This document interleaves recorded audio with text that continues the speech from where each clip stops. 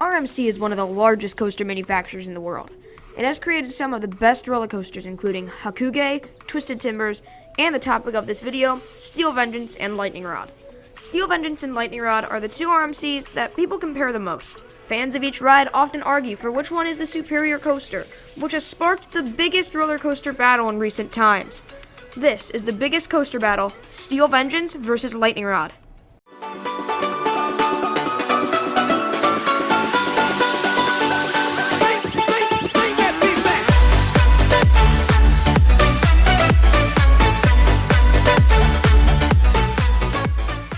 This is how the video will work.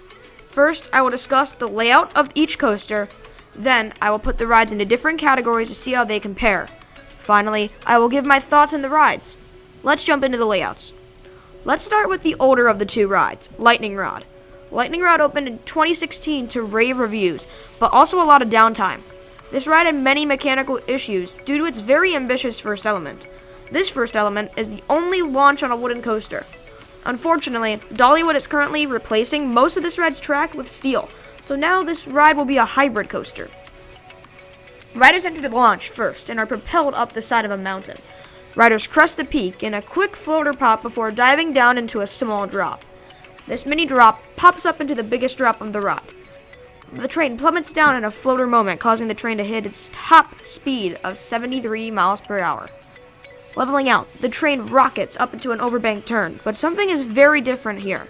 Instead of a normal overbank turn, halfway through, the track bends outwards. This causes some massive floater airtime on your side. This is very similar to that of Fury 325's treble clef. After this fabulous element, riders drop down into another overbank.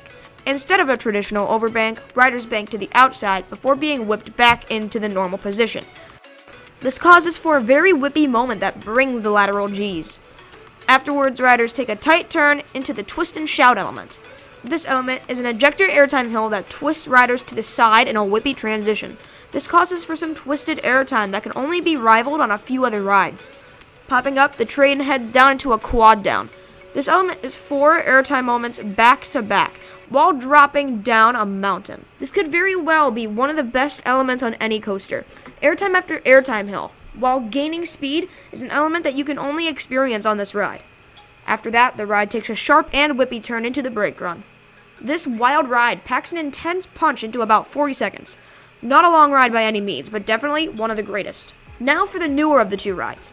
Steel Vengeance opened in 2018 as the first ever hyper hybrid. That first hill reaches a whopping 205 feet before the train rockets down a 90-degree drop. The train enters a sustained floater hill with what people are calling a top hat. After this top hat, the train dives into an outer bank turn. Similar to Lightning Rod's overbank, this turn launches guests out of their seats into the restraints. Afterwards, riders go through 2 inversions. These are a 0G roll and 0G stall. Each of these elements whip the rider around in a way that is only possible to experience on this ride. The ride goes through some more airtime moments, each with some floater airtime. In fact, there is so much airtime on this ride that it has the most in the world. After many negative G-filled moments, the ride goes into an inversion. This inversion, in my opinion, is the best inversion I've experienced. It feels like a normal airtime hill, but you can see the entire world twist around you. Afterwards, the ride enters one more inversion and even more crazy airtime moments, including a wave turn. If you're wondering why I'm being so short with descriptions here, it's because I cannot fit the entire layout into this video. That's how much there is in this ride. This is one of the longest coasters in the world, with over a mile of track. Now let's ride into the categories. Our first category is airtime. Steel Vengeance will be receiving a 9 out of 10. This ride has some of the best airtime in the world. This ride beat the Voyage for the most airtime in the world and has over 27 seconds of negative Gs. Almost half the ride, passengers are floating out of their seats like they are in the dark void of space. While the airtime isn't the strongest, it still has enough strong moments to compete with other rides like El Toro. Lightning Rod gets an 8 out of 10 for airtime. Lightning Rod only has a few moments of airtime. Unlike Steel Vengeance though, every airtime moment is strong. The quad down ejects riders out of their seats, every single time. Also, the wave turn provides some of the best floater airtime. So why does this ride only have an 8? The airtime really isn't sustained. Each airtime moment is just a quick, tiny pop. Our second category is intensity. Steel Vengeance gets a 5 out of 10. Steel Vengeance is not meant for intensity. This ride is meant for airtime, not intensity. With that said, there are still a few minor moments of positive G. Mainly, the entrance into that top hat. That entrance has a tight pull-up and is the most intense moment on the ride. Lightning Rod, on the other hand, will get a 9 out of 10. This ride is definitely meant for intensity. Every element is carefully crafted to pull a massive amount of positive and laterals. Every dip provides some insane positive Gs, especially during the middle of the attraction. The third category is transitions. Steel Vengeance is getting a 9 out of 10. Every single element on Steel Vengeance is carefully crafted to whip the rider in a fun and thrilling manner. While not as whippy as Maverick, it still provides some nice laterals, especially in the inversions. The inversions throw the rider around, and there are some really fun elements. Lightning Rod will be getting a 7 out of 10 due to the fact that it just doesn't have that many transitions. Out of the entire ride, 3 moments pop into my mind instead of Steel Vengeance's many moments. These moments are the overbank, the twist and shout, and the final turn. Each of these moments are ridiculously whippy, but the quantity is lacking. These elements are all fantastic, but the rider is left hanging, wanting a little more. Next up is pacing. Steel Vengeance will be getting a 6 out of 10. Now, Steel Vengeance is definitely on the slower side of RMCs. While yes, the ride has some fantastic elements, it crawls between them. This is also the cause of the less intense experience like I discussed before. Overall, Vengeance is a fun ride, but it's definitely slower paced. Lightning Rod will be getting a perfect score. This is the complete opposite case of Steel Vengeance. The ride rockets through every element, similar to a hot rod. The train launches through every element and keeps its speed very well. This is also why the ride is almost too intense. The fifth category is the length. Steel Vengeance gets a 9 out of 10. Steel Vengeance isn't the longest ride, not even the longest in the state. That is taken by the Beast at Kings Island, but it definitely feels like a long ride. Really long. I'm not taking into account the track length, just how long the ride feels. When you're on Steel Vengeance, it feels like the ride will never end. That is a great thing when you are ejected out of your seat every other second. Lightning Rod, on the other hand, is only getting a 4 out of 10. This ride is great for its speed and intensity, but this causes it to be very, very short. The ride packs a punch, but only goes through about 6 elements.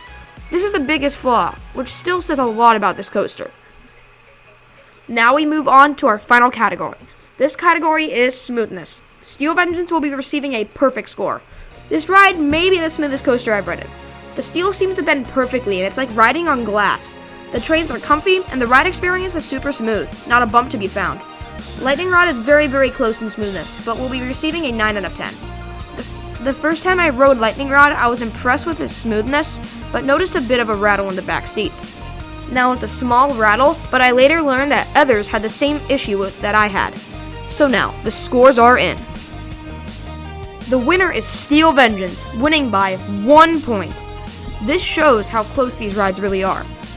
So do I agree with the scoreboard? Yes, I do.